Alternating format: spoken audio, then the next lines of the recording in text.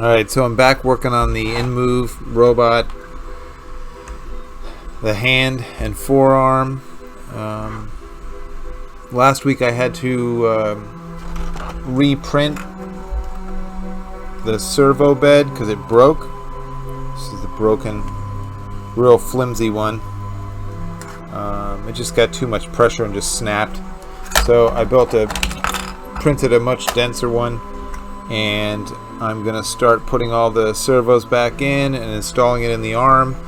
But the servos I'm using, which are the MG996R, have a little bit taller profile than the ones that I think Gail used for this design.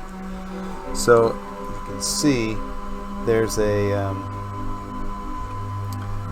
gap underneath where they don't quite line up. So I'm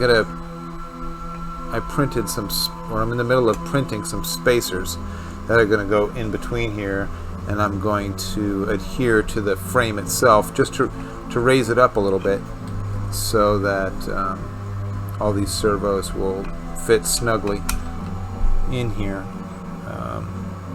So I'm kind of waiting on that at the moment to finish.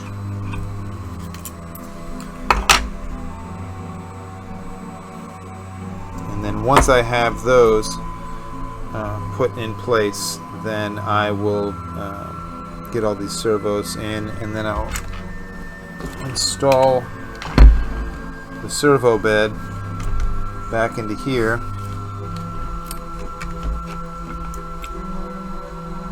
And it will go in here just like that,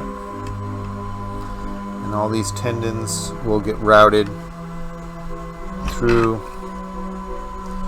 these holes up here and down to the servos,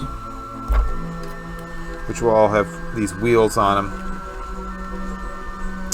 to pull the tendons back and forth to move the fingers. So right now I'm going to be just waiting for this print to finish on the spacers, and then I'll get back on this project.